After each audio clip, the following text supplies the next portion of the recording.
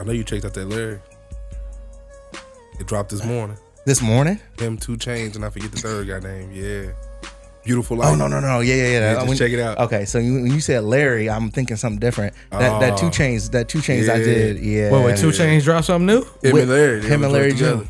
Okay. Who's the third guy? I don't know why I keep acting like he ain't check nobody. it out. What's Is it the producer, Alchemist? I think it is Alchemist. Yeah, I just drawn a blank on his name. Okay. Yeah. Okay, 2 Chainz dropped something new. I gotta check it out now. They said Alchemist and Conductor been having like an underground battle. Okay. Because Conductor's been going crazy lately. Okay. I don't know. I've been at the loop. Man, you know who Conductor is, right? Yeah. Okay. I'm just saying, I've been so heavy into the basketball. I'm like, I know I'm listening to a little something here and there. Yes, sir. Okay. There ain't really nothing that came out of worth listening to since. Yeah, I'm gonna check him out. Yeah. Yeah. And then did you get a chance to check out that Travis Scott new song when he dropped it on the championship game between Notre Dame and Ohio State? I did, and the rise and fall of Travis Scott needs to be studied. Yeah, exactly. Like, his music don't even hit no more. Oh, I ain't heard it. Now you can make me want to listen to it. I ain't heard it. Man, It's dude, not great. Dude. I ain't even get a chance to listen to it during halftime, and I listened to it on Spotify. Nah.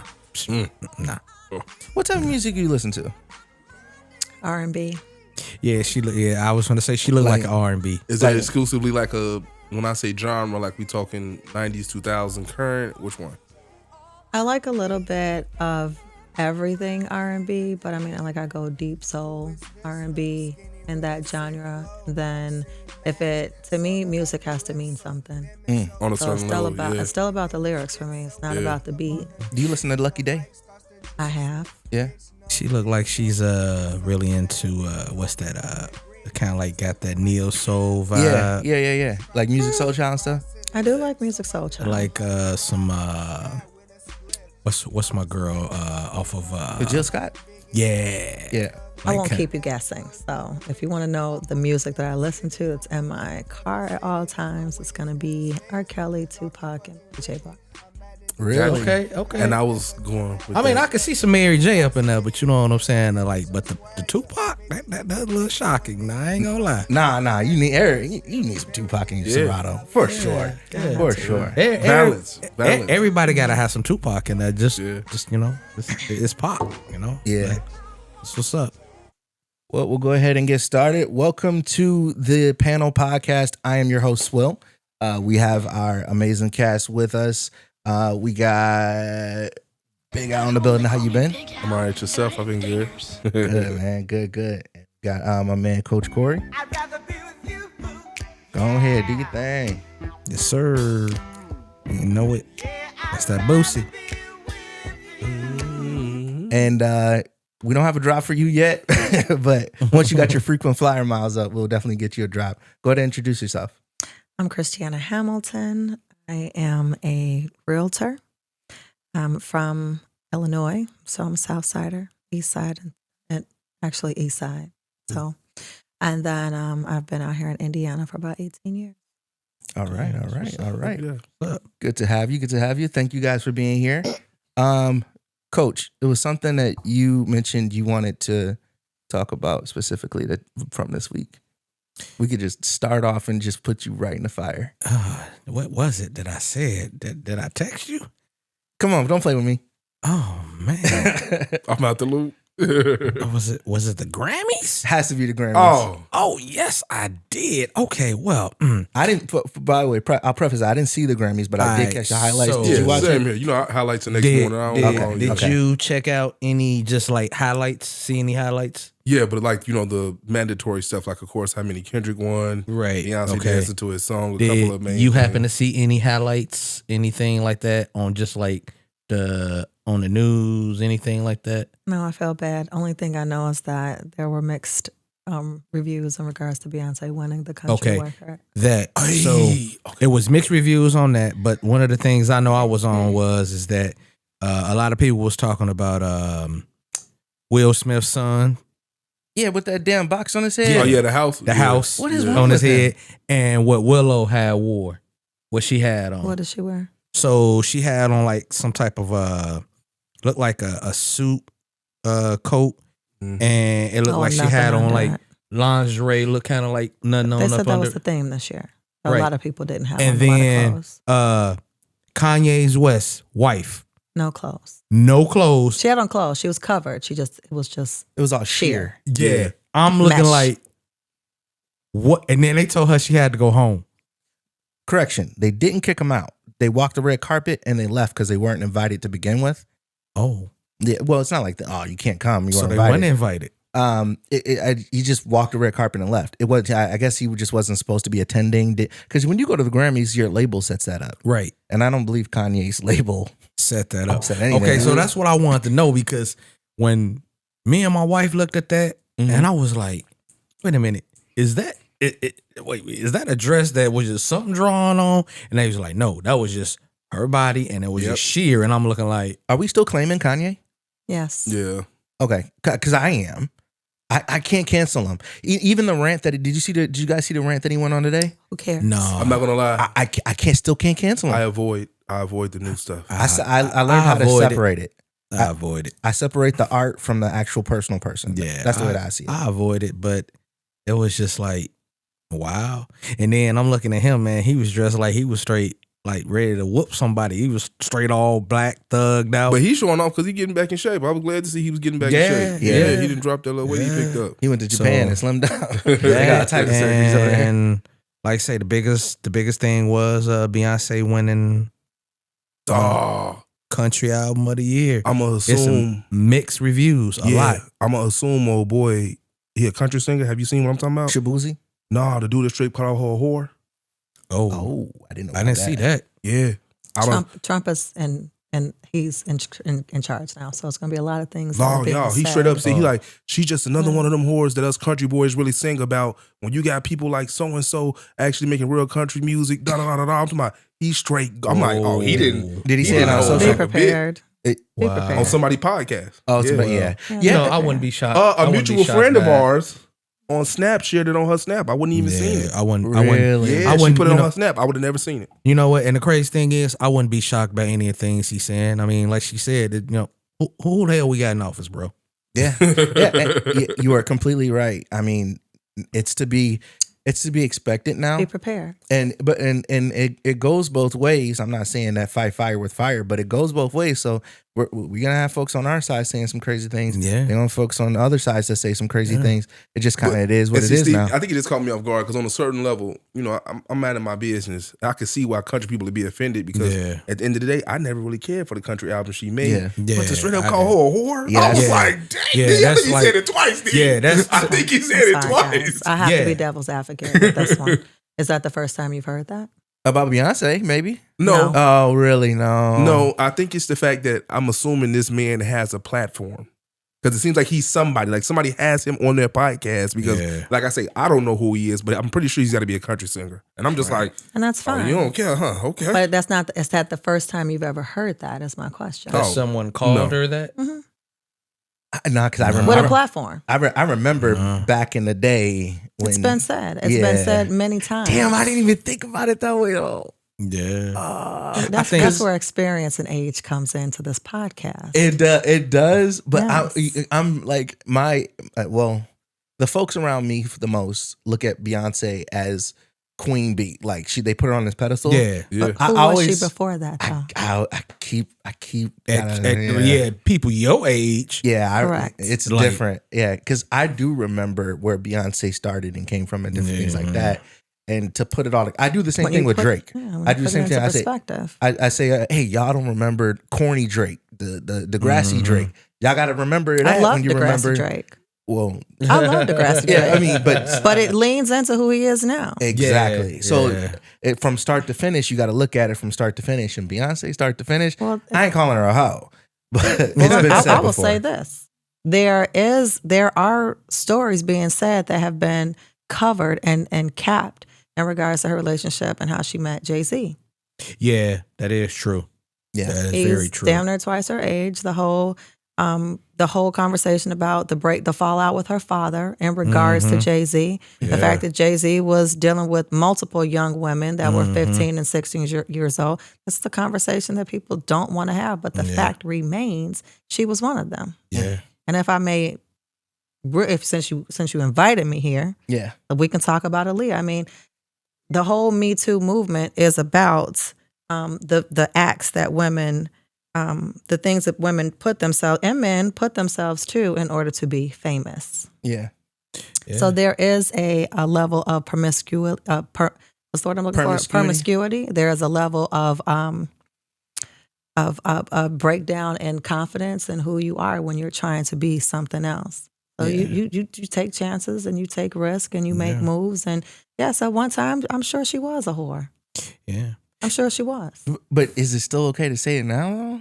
I don't think it's that. Well, see, my whole thing it's just that I don't know how much this guy is into that part of it. I'm just like, I feel like he was just offended because she made that country album again. You're like, hey, no way this.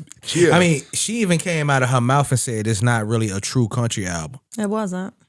Yeah. But they still gave her an award. If it's in the genre. It's crossover music, right? Yeah. Like anything else. And so and people are going to have their opinions like anything else. So yes, they used the word, and yes, it was derogatory. Has it been said before? Yes, it has. Was she offended by it? Probably not, because she's heard it as many times. Yeah. And also, you got to remember too the fact that in order to get her to go, you got to give her something.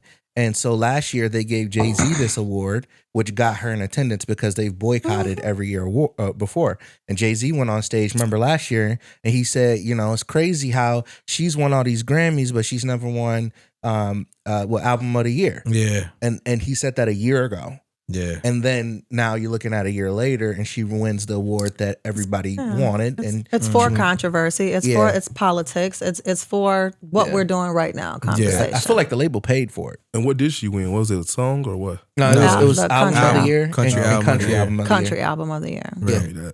Yeah. Which a lot of people were saying that there were other people that albums were better than hers, but you got to play the game. You got to play the game. That's all it is. That's how it goes. Yeah. So moving right along. Yeah, I know, right? I am gonna go ahead and give a round of applause for Kendrick for winning 5 of them things. Yeah, for sure. I know it hit different. I've never been a fan of his, and then today it's funny you guys are talking about him. He has a song called "Fear." Yeah, you guys familiar? Yeah. I love it. You never listened to his music before? Just the popular stuff, but he never really hit to me. If you like Pac, you would like. That's what they say, but there is a difference. There's a stark difference. There's a stark difference. Big difference. I was raised a Muslim, so I have a militant background, and so and then the Black Panthers, a lot of that resonated with me. But Kendrick does have a story, and I don't even know how I came across my because usually my music is set. And it came across, so somewhere I must have listened to something that AI generated into something else. And I was like, oh my God, I'm going to keep that one. And also the algorithm's been pushing Kendrick real hard lately. Yeah. But no, with an essence to hearing what you said earlier about you needing the music to mean something, with me growing up in the era to where music was taking a transition to where I also had to be at a point in my life with me having my daughter where certain things I just didn't want to hear around my child, but he had that balance where it was still good music, but at the same time, it wasn't derogatory to our people. Yeah. So yeah, if you into that, I say most definitely please check him out. I think you would really like Mr. Morale. That album spoke to me. My brother, he listens to what's the one? To Pimp a Butterfly a lot. If I wanted to get her hooked though, I would tell her to start with Damn. Not hooked. I want to like no. If I had to sell you the best one to bring on Damn? I think so. Yeah, and that's what I'm saying. Because you already in the boat. So I'm like, I'll start off with Damn and then try to work the other ones on you. Yeah. Because some of them, if you're not into the conjecture of like the poetry that he tries to pull, you'd be kind of like, what is it? But see, it works for me. But I would give you Damn first. Yeah. To Pimp a Butterfly is really like a Broadway play. Damn is like an action movie. Yeah. And then Mr. Morale and the Big Steppers is more like an opera. That's the best way that I could put it to kind of, conceptualize it. Besides that, anything else going on this week? We're going to leave the sports alone, Coach, for tomorrow. Yeah. I would like to talk about the sports. Would you? I would. I would like to talk about what happened with LeBron James and the trade with Djokovic. Or with Luka Doncic. Luka Doncic. Yeah, she got to come on like tomorrow. Like that's what we really. Well, let me ask you what's do you have a gripe with it? I don't have a gripe with it. I just there is a conversation about it in regards to how people idolize LeBron James so much and put him on such a pedestal. I did not. I always thought he was a crybaby. But the fact that, when their billionaires are involved and there's money involved, who cares? Who cares who you are? And this is one of those times where they showed that they didn't talk to any of the players. They made moves that were best for them. And the aftermath of that was shocking to a lot of people, but definitely puts things into perspective in regards to what roles you really play on their playing field. LeBron didn't get a call. Wait, They all got. Didn't they all get word of what was the trades at the end of the game? After they negotiated the whole thing behind the scenes. So, do you watch sports? I try to stay abreast of world affairs. Okay. And since that was very rarely do you see on MSNBC or Fox News, breaking news, something about a sports player, that definitely resonated across. And it was one of those crossover conversations. That's the first time I've ever heard somebody literally say that LeBron James, they think LeBron James is a crybaby. I mean, because most people, they idolize him so much, and I'll be looking like, y'all don't see what I see. I was like, I think he a crybaby. I can't stand the dude, That's the era I grew up in, of course. I grew up with Michael Jordan. You know it. And then, of course, Kobe Bryant. So the level of courage and what they went through to be on a field where everybody was a bully and he was there manifesting and pushing through and still being the star. There's no way, in my opinion, that LeBron James could have lived in an environment like that and still shined. Yeah. Attitude-wise, there's a very stark difference between him and those players from that time. Athletically, probably could keep up, but it's different. If you throw LeBron into that time of when there were the Jordan rules, it'd be interesting to see. I can't say couldn't that have lasted in a game with the Pistons back in the day. I think he could have. I don't think so, because as soon as somebody put their hands on him, he would have cried. I mean, would a rule change? If the rules change and LeBron can fight back, I think so. He's 6 foot. He's 6 foot. What? 8? But is he a fighter? Yeah. That's the question. I don't know. Is he a fighter? So for me, I would say the same for LeBron. LeBron James is a Jay-Z to me. When Biggie and Tupac were around, there was no Jay-Z. He was heard of, but he was not the star. Yeah. He was not the star until Biggie got killed. Ain't that your boy Al? And Tupac got killed. Oh yeah, I was letting him I hear what you say. I mean, I'm ready for you. I'm ready. No. Ready. I don't. Yeah, but at that point, Jay-Z, I mean, he got punked every chance. Everybody that could punk Jay-Z did. And then when there was a space for him. I'm sorry, no, he's not talking about Jay-Z. He's talking about LeBron. I don't know nothing about Jay-Z. Well, we made an analogy. So I was just kind of making a reference, a parallel reference. What do you think about, just speaking on Jay-Z, what do you think about the situation that I say, years ago that happened with Jay-Z, Beyonce, and Solange in the dang on elevator? In the elevator? Yeah. When Solange was like going to town on them, whooping on them and everything else. And I'm looking like, okay. I mean, I know you ain't gonna hit her back. You ain't supposed to, but I think Solange was wrong for it. Like, bro, like... Yeah, I mean, to a certain extent. I mean, I don't know the conversation that was in there, but it was funny because I read about it again. They revisited it not too long ago, like maybe 2 months ago. Someone did and wrote an article about it, and I just went on a deep dive. And apparently, they had a conversation that from prior, and then it escalated, and then they got in the elevator, and then it was just very little space and a whole lot of escalation, and that was just pretty much it.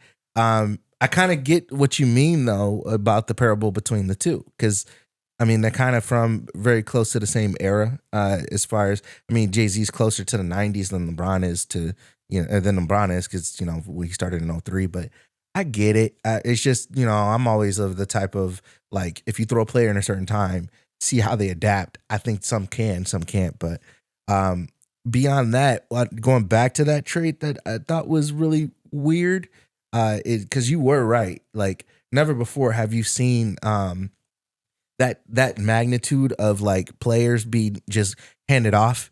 And usually in this day and age, if a player wants to go somewhere, they get to pick where they want to go, whether they're under contract or not. Because you're going to talk to them about it. Yeah. You respect them. Exactly. And then you have a franchises dealing on, 2 of the top 10 players in the league and not saying anything to the players at all. Well, if I may, and we can touch back on this again because it's all for me. It's always a full circle. Yeah. Who is in the administration? Who's leading this administration right now?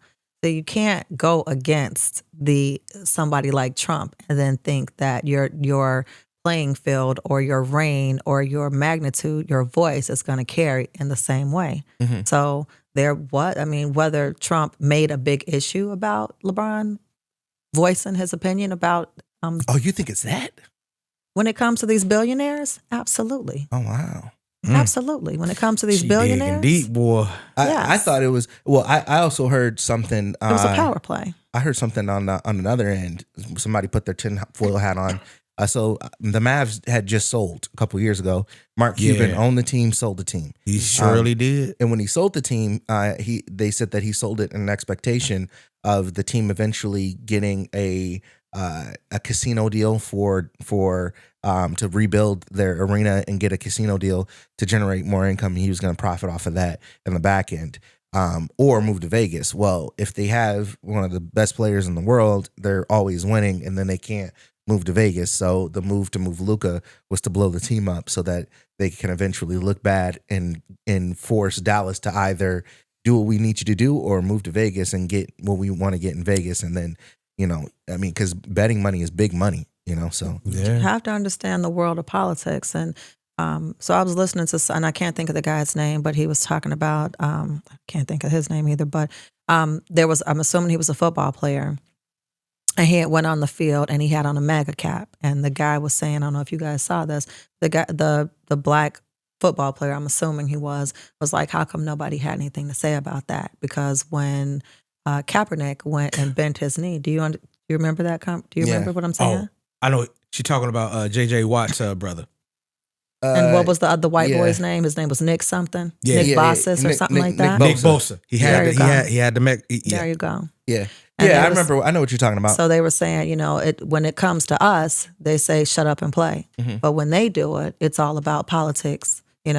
When it comes to us, it's just play ball and leave the politics out of it. But when it comes to them, it's all about the politics, and nobody tells them to shut up and play. Mm-hmm. Which it was funny because someone sent a message to me. The NFL is going to be removing Black Lives Matter from the end zones for the Super Bowl, which they've had for the last couple of years.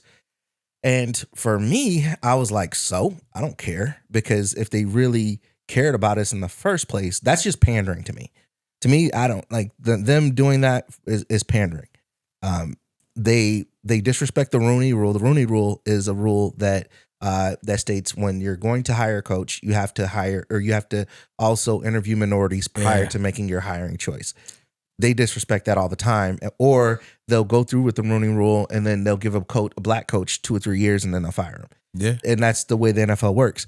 I've always thought that if you really want to fix the system, then Cap would have had a job a long time ago. Yeah, so and that's another thing, because I had it on here a little further down, but it kind of coincides with what we're talking about right now. I always felt like I don't ever want to accept anything if I feel like people are just trying to pander to black people.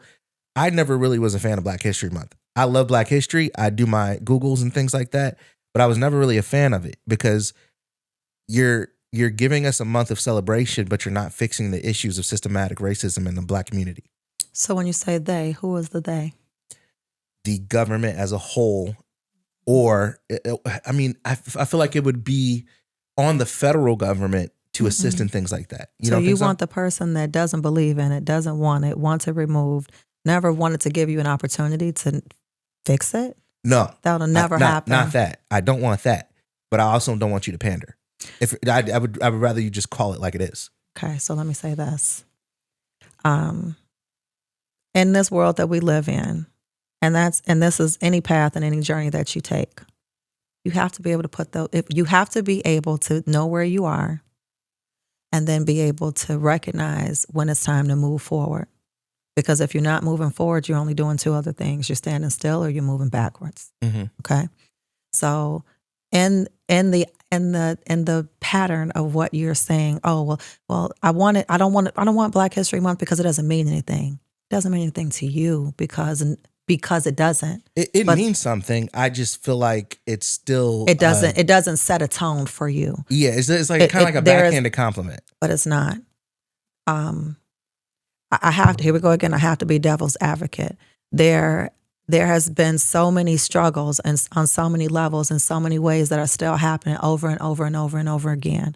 And the moment we stop fighting is the moment we give up. And the moment they see that we don't care is the moment that they rush and they kill, they conquer and destroy.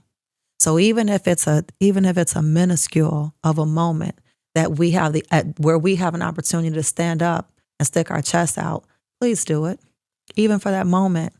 Because the minute they see that we don't give a shit is the minute they're going to show you that it doesn't mean anything to them to just walk all over you, they shooting us in the head, they shooting us in the back, they're taking away our jobs, they're not giving us opportunities every chance they get.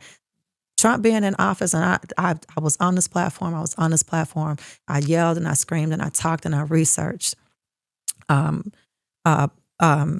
The Agenda 47 and the Prop 47 and the Agenda 45, whatever it is, because now I'm really over it. But I read every page, every 100 and something pages. You talking about Project 2025? Project 2025, yeah. Yes. I read every page. So I didn't go into what they were going to do with the Mexicans or how they were, but I did understand what they were trying to do to us. Mm-hmm. I understood what they were talking about when they were going to remove DEI. This was everything that's happening. This was all a part of his plan. Mm-hmm. I understood what he was doing, what he's doing with the government right now when he's talking about killing 50,000 federal jobs so that he can go in and make them loyalists to himself. Those federal jobs that he's trying to buy out, that was supposed to be bought out by either February 6th or February 9th, those were elected jobs. There were people appointed, they had votes and they decided for those people to be there. Those were the jobs that he wanted to remove because he wants all of those people to be loyal to him. Mm-hmm. And if they're not loyal to him, then he at will can fire them. Mm-hmm. That's us. Who do you think the federal workers are? When you go to Gary, when you go to Will County, how many, you see white people, but how many black people do you see in those jobs? Not many. You don't see none at all. Where? In which county? In Gary and out in Gary, I see a lot of us. They have black people all over Lake County. Now maybe I don't know what department you're going into. I'm a realtor, so I'm in every department. I'm going into the assessor's office. I'm going into the recorder of deeds office. Well, I don't really go in most of those offices. They're there. Those are the jobs that we know. Those are the jobs that we might not be in the front, but if you look back behind that counter, we've been over there for 30 years. Okay. We've been over there 20 years. We've built our whole, we've raised our families on those low income jobs. Those are the jobs they're trying to take from us. So be like when I say be prepared and be careful and be mindful, don't let them take every single thing that we have, because we have family that have fought for just to have those 28 days. They have fought and died. I don't think that we should take days. it away. It's just in having it, and I'm not okay. So I love Black history. I my favorite subject to study was social studies, different things like that, learning where we're from, things like that. That's cool. Like, I'm okay with us having that month. It's fine. But for me, like, I don't think they should take it away. I look at it a certain way, like, yeah, we got it. But if they really cared, this is what they do.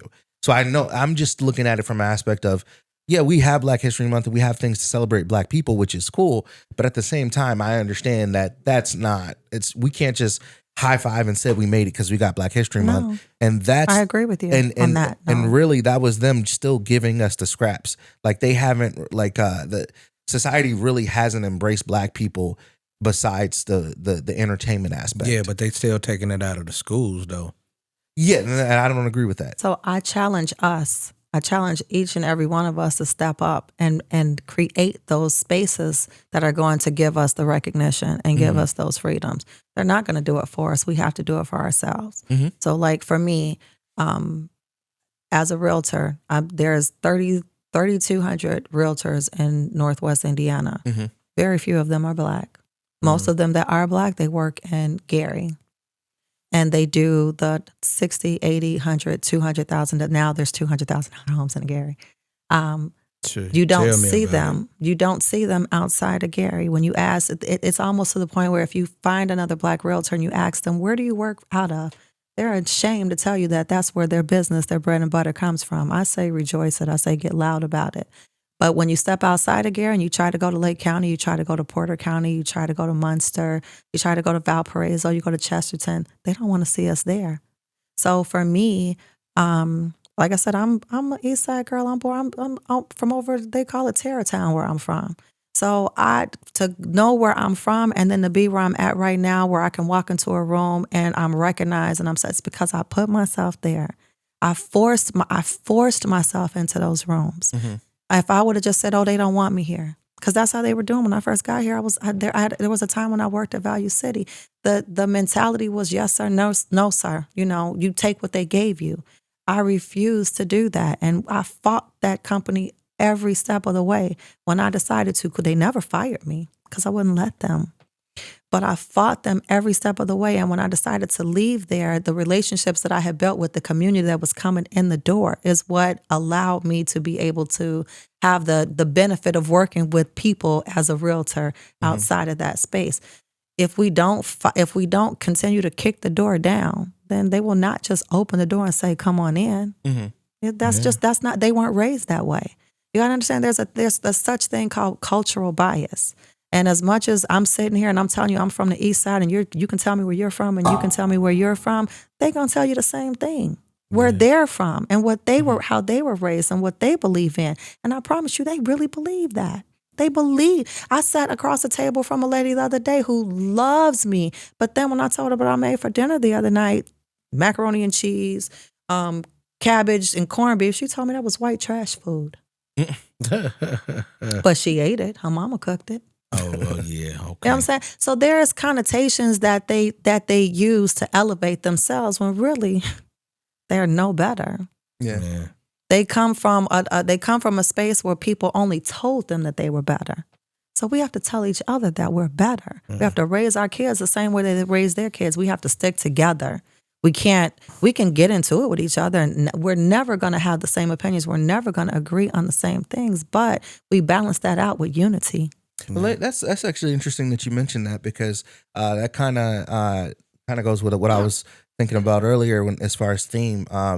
You work in a place where you see a lot of people every day. Mm-hmm. I know you work with parents and different things, and you work you have your own business and whatnot and that you do.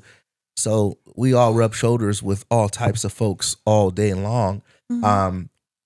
When an immigrant comes to this country, they already have a sense of community, because when they come here, they just look for people that look like them and join the community, right?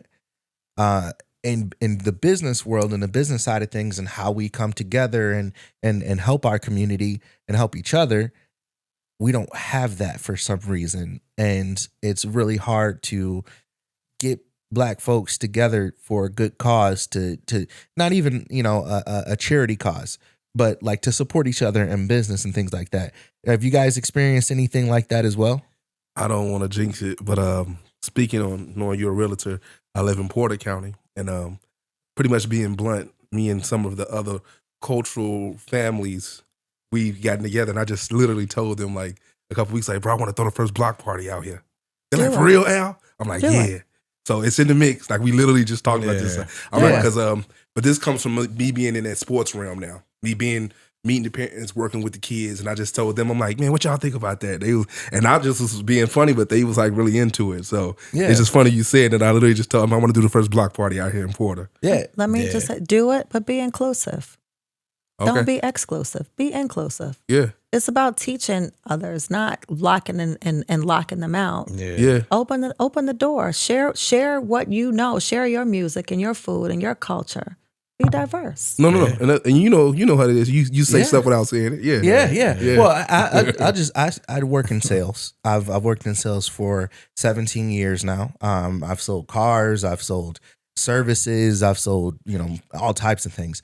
And my experience is not just because I grew up in Kalamazoo, Michigan. I've lived in Phoenix, Arizona for quite some time. I lived out there for 6 years. My experience with Black folk was always either you want the brother deal, but you don't trust me. And it was either you don't trust me either way, or you want the brother deal and you still don't trust me. And that's been my experience in working with Black folks, and it's been it gets very frustrating in that. I don't know if I'm the only one that feel that way. And so for me, speaking from just a family standpoint, me and my cousin, we're in that age bracket now to where we're the ones stepping up between both of our sides of the family. Right. And I'm not gonna lie.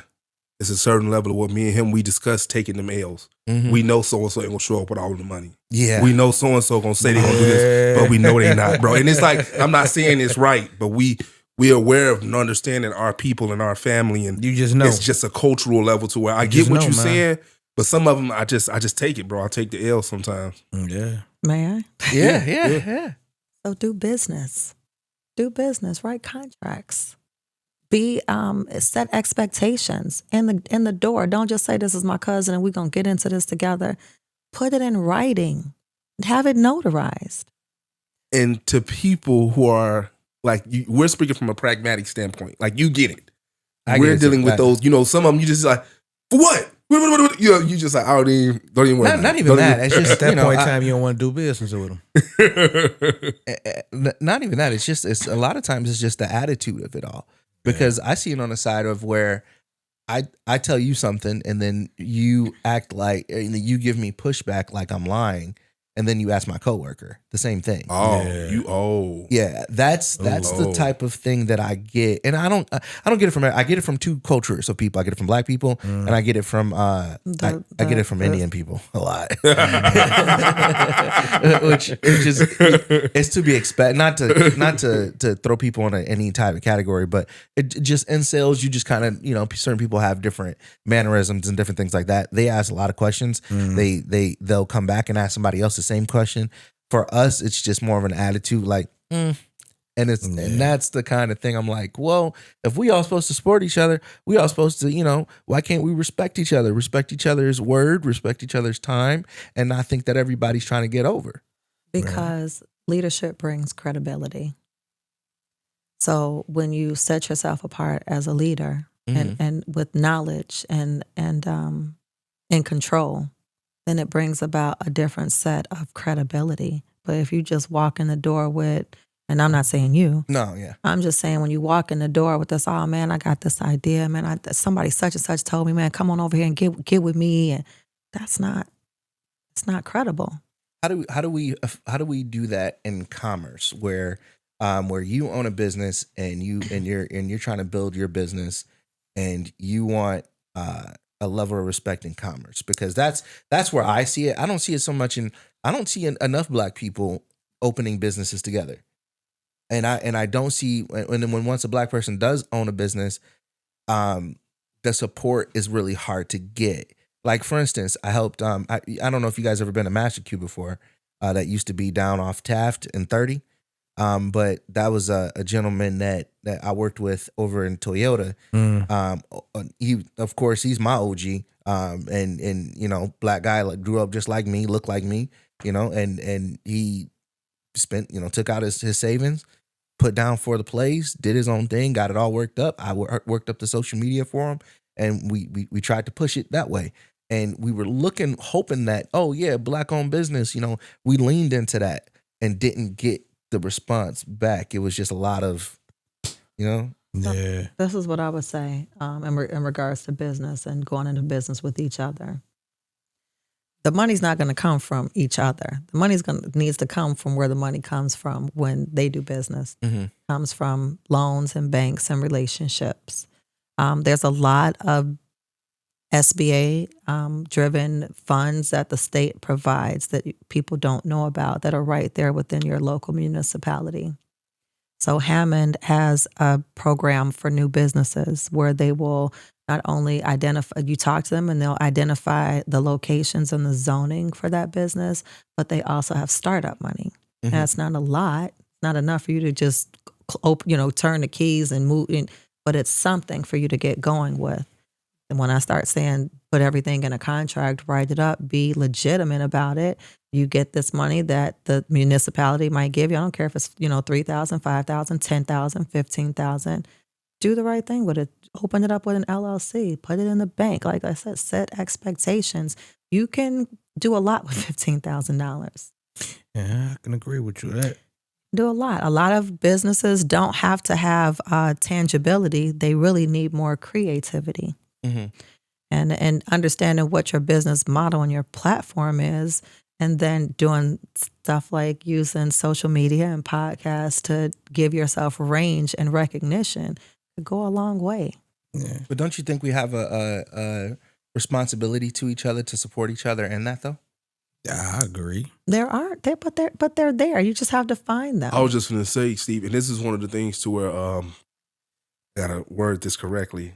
So with me being in the essence to where I still can move in certain areas to where I feel like some of my people are like, oh man, well we doing a little better than that now. Like, you know, and no point of us even shifting that way amongst the ones that were able to like actually build. They are working together. Especially back because, you know, I'm from Chicago, so I'm going to speak on Bronzeville, stuff like that. Like, they doing it, bro. Okay. Like, they're trying. It's not huge, but it is happening. It's just not happening at that large of a scale I think you wanting to see. But they're trying. Right, like I can speak on Gary, just some fact is, born and raised in Gary. Mm-hmm. I lived on the east side of town at one point in time. Lived in Glen Park. Basically grew up in Doyle Miller. Lived in Marshalltown. So... like she said, you know, you see a whole bunch of realtor signs out there in Gary, which is like excellent because we know there are a lot of dang on realtors out there in the city of Gary. But one of the things that they're doing right now in the city of Gary that we have to use as a community of city of Gary to keep is the Genesis Center. I learned that they want to take the Genesis Center out of the city of Gary and they want to give it to Hobart. And we have to use our voice to keep the Genesis Center in the city of Gary so that we can fix it up like it once was and renovate it and use it the way it was. Because at one point in time, man, we used to have a CBA in the city of Gary where they used to come in there and play basketball games. It was nice. Floor was nice. The inside was really nice. You used to come in there and run all dang on type of shows, events, and everything in the Genesis Center.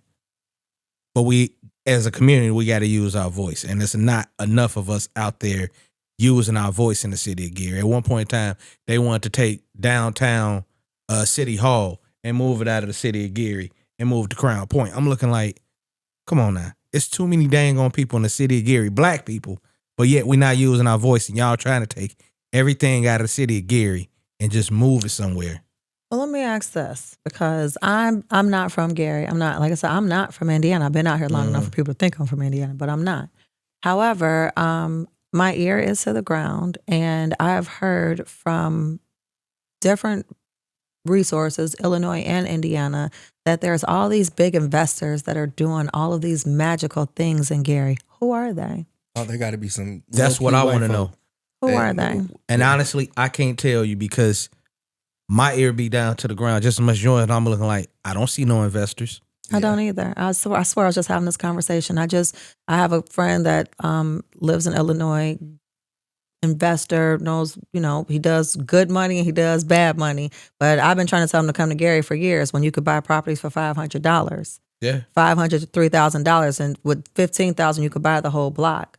Yeah. And they didn't want to bite. So now Gary is Gary, and everybody's talking about Gary. And I swear, right now there's nowhere else in this country where you can do and profit the way that you still can in Gary. Yeah. However, then I hear like my friend of mine who's like, "Oh, it's this big comedian. You know him. He's buying up everything." Well, funny, I'm a realtor. I know what's being bought. I was talking to this guy that owns a brokerage out here just the other day. And he was like, "Oh, one of my colleagues, he knows somebody. They're about to put all this new construction in Gary.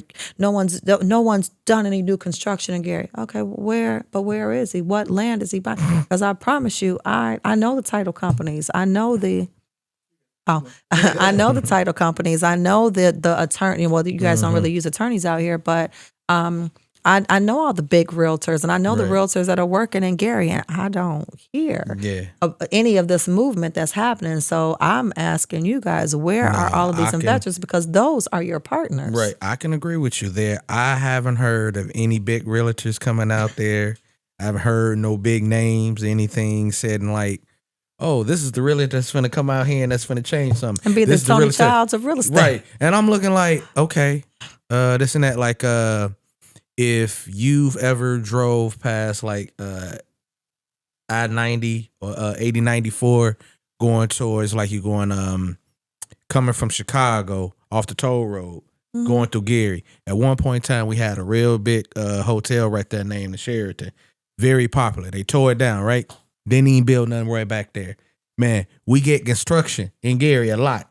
Don't build nothing. But if I come out to Maryville, they tear something down, they building something right back up. Go out to Crown Point, tear something down, they building. I'm just looking like, man, I go to East Chicago, they doing the same thing. And I'm looking like, yeah, at first I thought it was the mayor. I thought it was Karen. I'm like, well, maybe she's holding off for Karen something. And then is gone Prince now. came in, and I said, well, maybe he's negotiating something. And now he's gone, and now you have this melting, and everybody's like, Yeah. oh, well, I know the Because mayor. he I was- know the mayor. I know the mayor. But what's going on? Because What's being done? they looking at him is because he was a so-called governor down there in senator down there in Indianapolis. So I'm looking like, okay, well, he ain't doing nothing right now. And then what Jerome Prince is just got charged with what did he get charged? He got charged with something. And I'm looking like, okay, now you can get charged with something. And then before that, when I was in high school in 98, I remember Scott King got in there. Scott King ran, and then all of a sudden he got charged with fraud for stealing money. And then we got a guy I call Huggy Bear because of the sideburns. He got caught with his hand in the cookie jar. I'm looking like every mayor after every mayor keep caught with the hand in the cookie jar. I'm looking like They're not the only ones. Look at Tiffany. So everybody's They're doing just- it. Yeah, I think that's a Like I said. misconception too. Is like that's something that they say even about entertainment. Is like, you know, the people who are in trouble now for and have these recos and different things like that. They're not the only ones doing it. They're just the ones that the light got shined on for one reason or another. Wasn't playing ball here, wasn't playing ball there. Oh, you got to go. you know how long they've been telling us we were supposed to get a dang on Walmart Oh, I'm sure. for the last merely 20 years. It's- and what a it's crazy. Walmart was supposed to be at is where our old village is, right off the highway. That's why our Walmart was supposed to be at. Well, I can tell you the only reason why you all have a Chase is because it's they mandated it. The federal government mandated through it's called HMDA, and it dictates that there has to be at least one large bank in every within so many miles of every underserved because Chase was leaving. See, I They- know one. Well, let me. And it's kind of it's one way and it's another. It's like, well, why? Why are they leaving? Why are you know? And that's a different conversation because that goes into you can't ask why it's like there's so much crime and different things like that because crime happens where there's poor people. But then you got to ask why people so poor, and then you get into that's a whole different road. But I was wondering, you mentioned your background. You said that you had you had Panthers in your family. Well, I grew up on the south side of Chicago, so that was my family. I was raised as a Muslim, so Yeah. we I went to Sister Claire Muhammad. Mhm. My family was, and my good friends were friends of the family Louis Farrakhan and Elijah Muhammad, and so yeah, that's just kind of we were raised as Muslims. It was a very militant upbringing. Let me ask you guys this: do you guys think that Black people should organize? Yes. I agree. Like if there was like not so much a political group, but more like a social group that was kind of like the NAACP, but like on steroids, where there was a chapter in every community that spoke in unison, said the same things every week, put out the same message, and we organized. That way we could not control, but that way we could really inform the Black people and like, let's say, you know, you have a candidate that's running for president. Well, It could such and rally such, behind it could them. rally behind them So and really, you know, squeeze what we What's need to your name squeeze. I'm Yeah. Alfred. Alfred. Yes. So you say you're from Chicago. Yes, ma'am. So if I had to ask you, why do you think they jailed and gave them pretty much life, Jeff Ford and Larry Hoover? I'm only saying ooh because my uncle was from that cloth. Like he really was part of that. One of the reasons why when I grew up, I wasn't in the gangbang and there was no more big homies. Nobody followed the rules.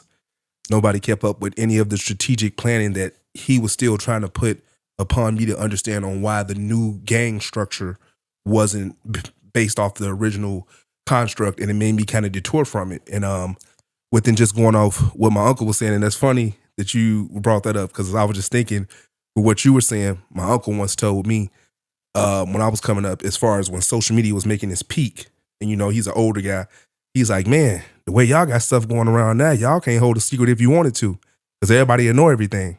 And within the essence of us networking, and now everybody is so connected. And I'm not saying I'm against unity, but there's just so much free and unrestricted opinions. There you go. And everybody just like, oh God, we got to all come. And sometimes I feel like, no, we don't need to come. I'm working with mine. And I feel like that would be kind of contradictory to what the energy is nowadays. And so I was kind of sitting back on that when you was talking because I'm like, it won't work now, Steve. Everybody like to mingle. And the thing is like it sounds good in theory, but like, damn, when you start to deal with black folk, it's like, never mind. There was a time when we were all together and and even like, here we go again, even you don't have to have like-minded theories. If people believe in what you're saying, they will buy into it even when they don't like you. Yeah. That's a bar. Yeah. I mean, they don't all agree with what he does, but they buy into what he's doing.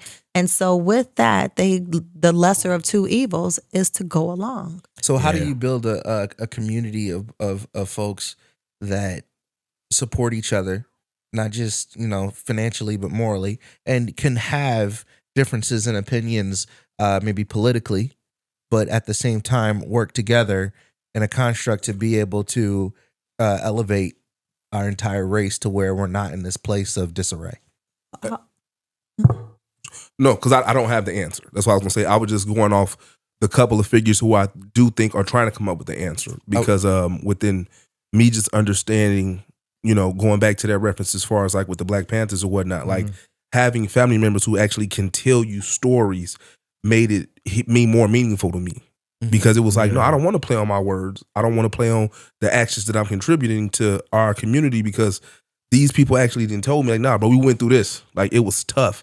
And I feel like now with everything, I don't know how to explain it, but there's like the Dr. Umars and a couple of other guys who are like, they're like, I don't know how much of, from what the internet tells me, like this man's actually building schools and doing stuff like that. So those are the only like representatives that I can just point out and be like, well, they trying to do something. I don't know what it is, but it just, don't you think it could be more organized? I think so. I'm just trying to figure out, and maybe she got the answer, but I'm also just trying to figure out how can we get back to having, again, from what they had, I want to say in the 1920s, Black Wall Street. Oh. Yeah, like things like that. Like how can we get back to that? Like just building a community where we can, I can't answer the question, but I can give you a tale of two stories. Part of our destruction has been that there has been a lack of authenticity. When you're chasing something and you have, when I grew up with the saying that if you don't stand for something, you'll fall for anything, right? Yep. So if there's no structure and there's no authenticity, then whatever it is that you're moving towards becomes gimmicky. Because at that point, if you don't believe in it, then you find yourself chasing whatever it is for you to have a platform to stand on, become a gimmick. And I feel like there have been leaders that could have met that role, but got lost along the way because they didn't have the heart or the strength to endure and stand. On the other hand, I feel like there's a fear because when you do have a platform as a Black man or a Black woman, then the first thing they do is they call you whores. And they look for your demise. I mean, look at R. Kelly, look at Puffy, look at Bill Cosby, look at all of the Black principles. I won't call them leaders, but principles that we've had to look up to say, you know what, he did it right. Oprah Winfrey, she did it right. the first thing they do is they attack our weakest points. Yeah. And then what do we do as a people? We say, oh man, I knew it. They wasn't nothing. You know what? I can agree with what she's saying. Just like they're attacking Michelle Obama and Barack Obama right now. They talking about all they can talk about is this divorce right now. I don't know how true it is, but they look whether it's true or not. Yeah, they attack. It creates weakness, and then people don't believe in it anymore. Yeah, and we know in a marriage. Well, I don't know how many of you have been married. I've been married a few times. I'm married right now. That there are strong. There are high points and there are low points in any relationship. And it depends on it depends on your heart and how you and what you manifest in that relationship. That's what tells you if it's going to stand or if it's going to fail. And so we have so many distractions. We have social media. We have all of these things, all these gimmicks that make us believe that there's something stronger than what we have, and that's a manifestation. That's meant to do exactly what it's doing. So that's why I say if there's something out, if there's a Black History Month or there's a pair of shoes that you're ready to walk into and step into, we can't follow one person. None of us are going to believe in the same thing, in my opinion. That's why there's so many different religions. There's one God. We all call it something different. Yeah. But everybody will say that there's one being that they believe in, no matter what that religion is. And in my opinion, that's because God knew that he created us all as individuals. We were never going to follow the same thing. And so when you speak about what leader or who, there is no who, there's just you. There's us. Right. And so we have to do it for ourselves. We have to do it for our families. We have to do it for each other. And we have to lead by example in the best way that we can, because we all will fall. We all have weaknesses. But when we do fall and when we do become weak, we got to be able to pick ourselves back up again. Right. Mm-hmm. Al, I got a question, man. Since I know we both coach basketball and we deal with different type of kids from Black, white, man, we deal with it all. Yeah. And basically the question I'm in is it's like, I know what business you in, and I know what we do. So do you find yourself at times when you out there coaching, man, or when you sitting here and you talking to Black people, or you talking to Black people, or you're coaching a Black kid, that it's a different way you got to talk to a Black kid than you talk to a white kid when you coaching them? Do you see a difference? Because I do sometimes, bro. I would say you probably do because you coach older boys. Right now, I'm playing that field because I've only done second, third, and fourth. Okay. So I'm pretty even keel with all my kids because right now, I want to just all of them to love basketball. So I keep that same balance of like, hey, guys, keep your head up, But I think dealing with the older boys, I can see you most definitely having to deal with that. Do you code switch in your day-to-day? I have to be authentic in my authentic self. And let me tell you why. Because I do hold a role of leadership. I am a board director for our local association. Okay. So I'm the only Black on that board. It's for all of Northwest Indiana. And it's a 3-year term. I'm also president-elect of the Women's Council of Realtors for Northwest Indiana. I also am I'm on the executive board, and I'm the only Black voice on that board. And when I walk into a room, it's important for me because there are Black people that, what do you say? They cohort. What do they do? Code switch. Code switch. To me, when you do that, then you lower the expectation. If a person doesn't know who they're going to get when they walk into the room, how can they believe you? Mm-hmm. Now, I do believe in being articulate.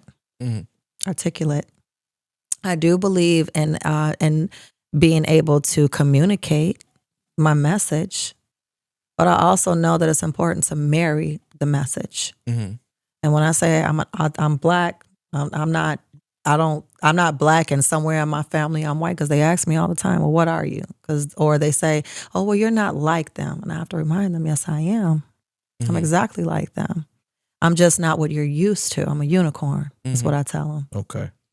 So, no, I don't. And I speak, I'm an educator, and what I do a lot of educational pieces. And I do that because it's important for me to get them to realize that in my business, there's a difference between home ownership and affordable home ownership.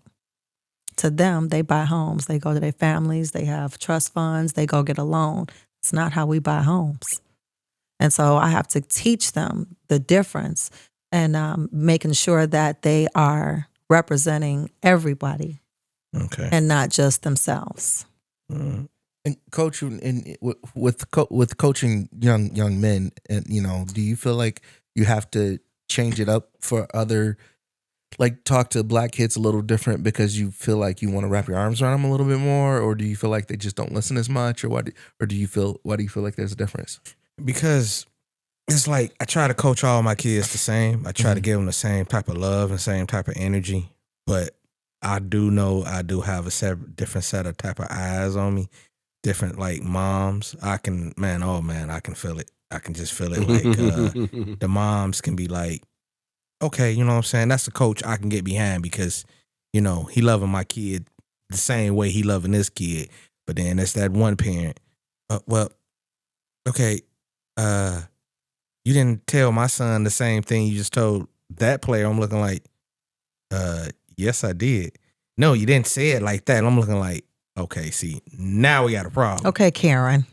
Yeah, that's pretty much. Okay, Karen. And honestly, like what you said, and that's just what I'm saying in my head, but I got to be professional. You have to have diplomacy. Yeah, I got to be like, okay, well, and then I'll be like, look, I don't know what you heard or what you thought, but you know what? We're not even going to discuss this situation anymore. Does it happen just because you're more familiar with the Black kids? We have a different way that we talk. I'm familiar with the Black kids, but I'm also familiar with the white kids. Because at the same time, though, bro, it's like I taught preschool, so I know the difference between white kids, Asian kids, Black kids, Hispanic kids. I know the difference, and that's the reason why I'm able to coach and talk to kids with regularity with no problem. But when I get that one Karen, like she said, it's just like, there's nothing you can do. And yeah, I just like, man, you know what? There's nothing you can do. Yeah. I just sit there and I just do one of these. I just listen. Like, okay. All right. Yeah. And I just like, well, I'm sorry, whatever you think you may heard and you may think it may be coming out that way. Be polite about it and move on, bro. I mean, just same thing is, like, do you maybe get looked at a little differently if you're dealing with maybe a Black customer and a white customer? In my environment, the whole thing is different. Like, because I know my wife did when she was working at a credit union. Yeah, and she got it bad. Yeah, it just when I deal with Black folks, they just don't, for some reason or another.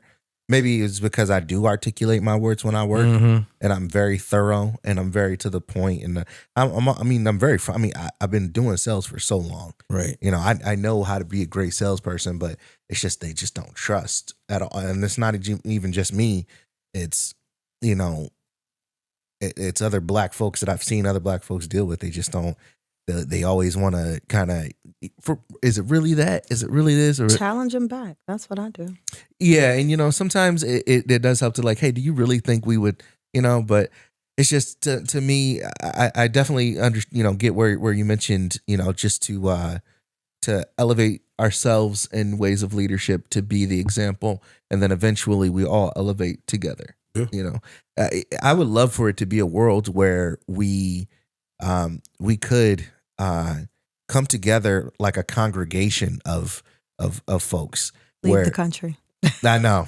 And you'll have that. I know. Leave this country and you'll have that. I know. But it's a totally different experience. I bet it is, because when we're from here, at this point, when other people, when you have Haitians and you have Chinese and you have Pakistanis, when they come to this country, they just look for their folks.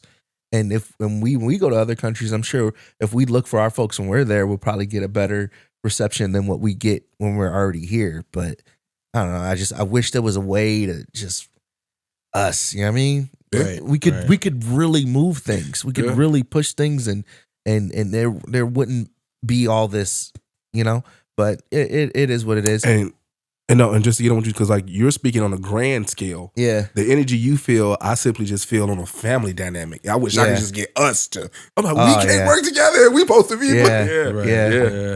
Yeah. And I feel it on a weird level too, because you know I have 11 different shows and dealing with maybe 50 to 60 different people a week. On a weekly basis, trying to, hey, we could really we us. I don't really puff my chest out and say this is my network. I always try to delegate and say, hey, you get this piece, you get that piece. Let's all together. And I feel it. I feel exactly what you're saying. But to flip it just a little bit before we get out of here, what are there any projects or anything that you guys are seeing out there that you guys want to shed light on and shed some positivity on, or anything positive that you've seen in our community that you do want to shed any light on, anything that's going on out there in the world? Well, I have an event that's coming up. Yeah. Okay. So I am this event is in Lisle. I've done it here in Indiana. I wasn't able to, because this is now and that was then, but I did it last year in Indiana. I did it's called Pathways to Affordable Home Ownership. And so the theme is Foundation of Equity. There's equity in every key. It's a 2-day masterclass. And in essence, what I'm going to present to you is your team, not in theory, not in the actuality. But the first segment, the first day is it's geared towards an audience of buyers, sellers, landlords, and tenants. A lot of people don't realize as a tenant, with Section 8 that you have the ability to change, to switch that voucher from a rental voucher to a home ownership voucher. You also can purchase new construction with that voucher. It's just a process and an application. You can get that voucher within 3 months and apply for it. As long as you can qualify for the home, then you can use the monies that the housing authority will give you towards your mortgage. So I'm going to bring in this particular situation, it's going to be Chicago Housing Authority. So if there's anyone listening that has friends or relatives or lives in the city of Chicago, the actual manager of the homeownership program will be in this series. So we'll have that. We'll have lenders coming out to talk about the 203K rehab program. A lot of people think that that program is just for dilapidated properties. That's an FHA grant. It's not a grant, I'm sorry. It's a FHA product, a financing product that will allow you to do any updates to the home. But you also can use that for a home in any neighborhood. So you can take that same product to a home where the homes are the market value is somewhere, between whatever the price of the home is. You can take a home that's $600,000. And if you just feel like it's dated and you want to update the kitchen or the bathrooms, you can use that same product and match whatever the homes are in the market value and get it for a lower cost with equity with that program. We'll have inspectors out there. We'll have people so day 2, so that's that. So we'll have your whole transaction day 1. Day 2, we're going to talk about the IDA program. So a lot of people don't know about IDA. IDA is a grant that the state gives you. Every state has an IDA program, and they give you anywhere between $5,000 to $10,000, or 6% if you're FHA. 6% of your purchase price, 6% of the purchase price. So that could be whatever your purchase price is, 6%. And then if it's conventional, they do 3%. So I'm going to have the person, she's one of the managers of the IDA program for the state of Illinois, come out and tell you how to qualify, tell you what the requirements are. So that's day 1. Day 2, I'm going to focus, now that I've taught you how to source your financing, how to get approved, and what all of your, we'll also talk about the municipalities. Like I said, even with the SBA programs, they also have grants for home ownership. So if you need additional funds to stack with the financing to make sure that you're able to get into that home, then I'll have the local municipality come out and talk to you about what those grants are. And those are free. Like you don't have to pay those back. So after I've taught you how to source your financing, day 2 is going to talk to any investors and developers that are out there. So I'll have Chicago Title come out and talk to you about, because with a lot of these off-market properties and these investment properties, you don't realize the challenges and the complexities in regards to how to close on a property like that with the taxes and the liens. If it's an assignment, there's certain things that you should know about the process that takes a little bit longer than your normal transaction. And then with we're going to have the 203K. We're going to have a hard money specialist come out and talk about private lending. A lot of people don't know that you can get qualified for the loan through a normal lender, but if you don't have the down payment with an investment property, you can actually go through a hard money lender to cover your your investment, the buy-in. And then we're going to have then I'm going to have an off-market company called New Western. New Western did $15 billion nationwide in the last 3 years for off-market properties. These properties are not dilapidated. They need work, but they give quite a bit of equity. So the last 2 homes that I did with this company in the last 45 days warranted about $60,000 to $100,000 in equity for the buyer, for the investor. After they did at the ARV, when they closed, they earned about $60,000 to $100,000, and most of those products that they sell through this company have that kind of equity in the products. So, 2-day class. It's in Lyle. I have Christiana Hamilton. You can look me up. As soon as you pull my name up, you'll see it. It's no cost. So a lot of these programs, a lot of these master classes, they charge you $50, $60, $100 to be a part of it, because I wanted to show the true value of having the resources that I have. Where I'm doing it at no cost, limited seatings. We're going to serve lunch. It'll be really nice. So if anybody's interested, get in touch with Stephen and then let me know if you want to come to the event. All right. Hey man, that's tight. That sounds good. Heck Yeah. Dude. Dang, right. that's in is that Illinois? Yeah. Lyle, Illinois. Oh man. She was doing that somewhere here in Indiana, me and my wife. Well, I have done one in Indiana. And like I said, I do a lot of educational pieces here. So this year I will have something like that again. So as soon as I have it, I'll let you know. Yeah, Absolutely. I know the name, so I'm be looking. Yeah. Fellas, you guys got anything you just want to shed some light on? It could be anything. It gotta be business. It could be anything. Of course, just supporting my son. Come out to Portage High School on the 11th for the game. They're gonna be celebrating all the youth that that were part of the youth basketball program. So they're gonna do a whole shout out to all the little guys doing halftime. So I'm pretty excited about that. Yeah, That's that's nice. dope. That's what's up. What's up? Other than that, I mean, just me and Coach Dre, we starting to get things rolling. Starting to get things together for our summer program, our spring program, as far as young boys. Putting them together. We are going anywhere from the ages of I want to say 8 all the way to the ages of 18. So I want to say from like elementary to high school, and we just don't coach basketball. We also mentoring young boys. But this year we're gonna be solely focusing on putting the girls team together, and that's gonna be junior high girls, just 6th grade through 8th grade, and that's just mentoring girls as well. So coaching basketball and mentoring, and that's something I love to do. That's something we're gonna be doing this year. But we're really looking for a gym to really be able to get in, so that we can be able to teach you basically the basics of basketball, but not only that, mentor you on the court and off the court, because there's a lot of things that young boys and girls just don't know of. Learning how to handle themselves when they're on the court, learning how to handle themselves off the court, because if they learn it now, and if they get into the NBA or the WNBA or whatever they're going into, at least they can say that, you know what, Coach Corey, Coach Dre, they taught me this stuff a long time ago. I'm prepared for this. I know how to handle myself on the court. I know how to handle myself off the court, because I be looking at some of these superstars, man, and they act like a bunch of big, selfish, whiny babies. And I'm looking like, you mean tell me you didn't learn this? Your publisher didn't tell you exactly how to talk to the people? Like, and then your parent didn't say nothing? So, you know, just things like that. But that's what we're gonna be working on this year, man. Okay. So, Coach, if you want, we can collaborate on something this year. So since you're talking about off the court, I think it's vital for kids, especially in high school, to have financial literacy.